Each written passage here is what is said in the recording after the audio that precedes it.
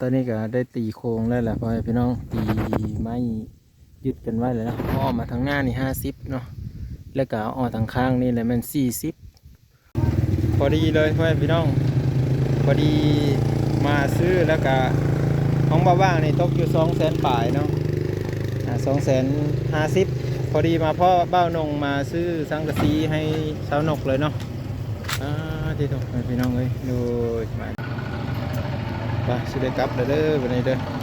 อันนี้คือตลาดเมืองชนเด้อเข้ามาซื้ออยู่พี่น้องเพราะว่าอยู่แถวเขตนอกมันบ่ได้มีนะก็เลยเข้ามาซื้ออยู่ในตลาดทุกคน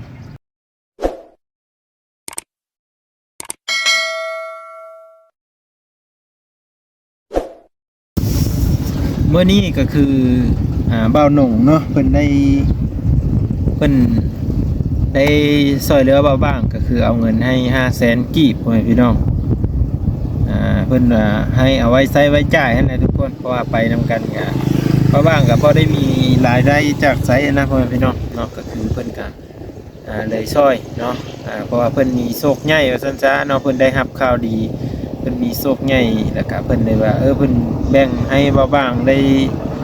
ไว้ใช้ว่าซั่นสิพ่อแม่พี่น้องก็ขอบพระคุณบ่าวนุ่งเด้อเนาะขอบพระคุณขอบใจหลายๆเนาะที่เมตตาที่ช่วยเหลือเนาะ500,000เอาให้มาซ้ำนี้ก็ขอให้เพิ่นได้กลับคืนไป100 เท่าพันเท่าแม่พี่น้องเมื่อนี้ก็บ่ได้ออกงานนำกันอีกได้พ่อแม่พี่น้องก็คือเบาบางจะได้เฮาไปซื้อสังกะสีเงินที่เบ้านงให้มานี่ก็พอดีเลยเนาะพอดีจะเอาไปซื้อสังกะสีพ่อแม่พี่น้องเนาะก็คือ500,000กีบนะแล้วก็สิใส่น้ำเมืองน้ำมันเฮาไปแน่เมื่อนี้ก็สิไปแก้เอาสังกะสีเลยพอดีว่ามาฮอดใกล้สิฮอดในเมืองแล้วแหละเนาะอยู่สันอยู่นอกเมืองแน่ตอนนี้ก็เลยว่าได้มาอัพคลิปบ่ F4 ก่อนเนาะก็ห้องน้ำเบาบางนี่เฮ็ดไปฮอดคันได้แล้วบางคนอาจจะสนใจเนาะก็คือขั้นตอนนี้แม่นเฮาจะได้มุงหลังคาแล้วเนาะมุงหลังคาก็คือเข้ามาซื้อสังกะสีเพราะว่าก่ออีหยังแหละถมท่อถมหยังแล้วเมิดแล้วว่าบางบ่ได้มีเวลาถ่ายคลิปให้พี่น้องพาวเร่งอยากให้มันแล้วอยากไปถ่ายคลิปให้พี่น้องได้เบิ่งนำกันนะเนาะก็จำนวนเงิน500,000กีบให้พี่น้องเอ้ยเนาะนี่500,000กีบเนาะขอบใจหลายๆเนาะไปเดี๋ยวเฮาสิเฮาไปซื้อนำกันพี่น้องเนาะพอดีเลยพี่น้องพอดีมาซื้อแล้วก็ของบ้าว่างนี่ตกอยู่200,000ปลายเนาะ250,000พอดีมาพ่อเบ้านงมาซื้อสังกะสีให้สาวนกเลยเนาะที่ตรงพี่น้องเลยดูมาดี FC ปิดหน้าปิดตา FC สิชื่ออยู่ว่านี่เนาะบ่เป็นหยังเลยเพราะว่าเอากันมาซื้ออันนี้นะทุกคนมาซื้อสังกะสีนี่นะเลยไปมุงห้องน้ำห้องเพิ่นแหละไปให้แม่มันนั่นแหละน้องนกอะไรน้องนกซื้อสังกะสีคือกันนี่กะด้วยของเพิ่นนี่แล้วก็8 ฟุตของเราอัน10 ฟุตบ่ประมาณทุกคนก็จะประมาณนี้แหละเนาะคันว่าเบาหนงบ่ต่อยอดนี่ก็สังกะสีนี่ก็คือสิป้าไว้เป็นเดินแล้วเนี่ยว่าต่อยอดเฮ็ดให้มันแล้วเสียนะว่าบ่ว่างก็เร่งรีบแน่ทุกคนเอ้ยเนาะคันว่าเฮาสิอัน 2-3 มื้อก็ยังอยู่แต่กับอันนั้นน่ะก็มันดดเนาะอยู่กับห้องน้ำก็มื้อนี้ก็สิลุยต่อแล้วก็เร่งเฮ็ดโครงสร้างมันเร็วๆนะทุกคนเอารอติดตามเบิ่งตอนต่อไปพี่น้องกลับก็เด้อบ้านนงเด้อบัดนี้ปลอดภัยโอ้ยเดี๋ยวมัดอันนี้ก่อนข้าวนึงฝุ่นลายกับมันโอ้สุดยอดขี้ฝุ่นกันเลยลมพัดเข้าบ้านเลยมือตาไม่ได้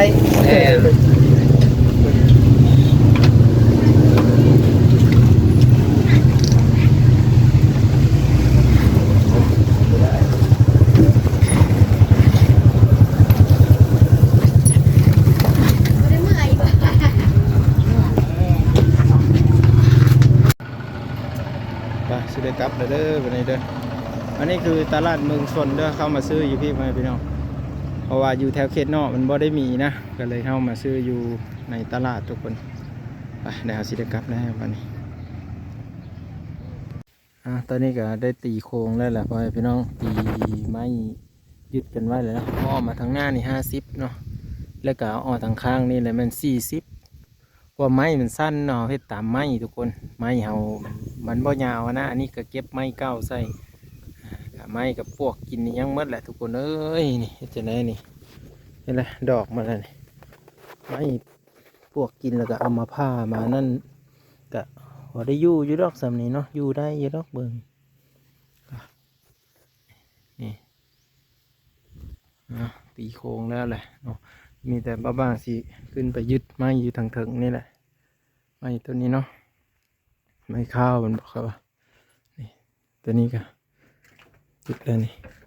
ตัวนี้ก็สิยึดเอาไปไหนอีกทุกคนเลยสิเอาปูนจิกไว้ตัวนี้เพราะว่าจิกไว้เธอหนึ่งแล้วมันไม่อยู่เนาะก็เลยว่าตอกแบบนี้ก่อนแล้วจึงสิมาจิกตามหลังอีกทุกคนเลย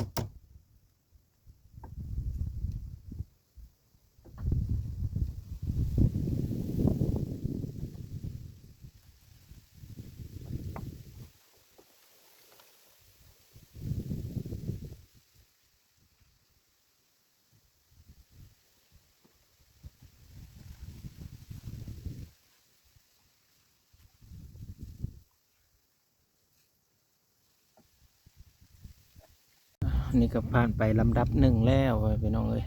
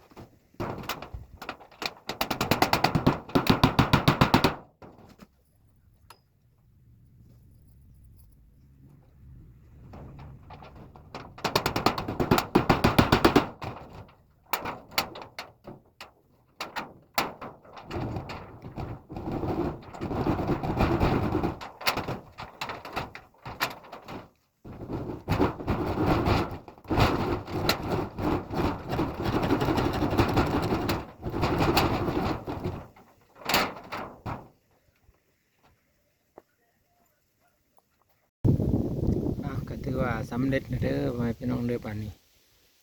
สำเร็จเสร็จสิ้นแล้วเนาะขอบใจ FC ที่รับชมนะพี่น้องก็ถือว่าเข้าได้ปกติบาทนี้เนาะเดี๋ยวขั้นตอนต่อไปมาบางจะเทต่อหน้านี่แหละทุกคนมาบางสิเฮ็ดให้มันแล้วซะว่ามันญาติเวลาเฮ็ดนะเมื่อนี้สิสาระเวลาเฮ็ดตัวนี้ให้มันแล้วซะทุกคนเดี๋ยวคอยไปเฮ็ดเวียกอื่นเนาะ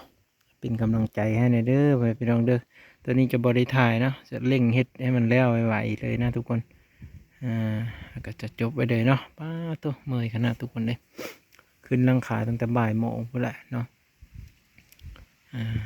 เอาแบบนี้แหละทุกคนเนาะปิดไว้เพียงซ้ำนี้เนาะขอบใจขอบพระคุณเบิดทุกคน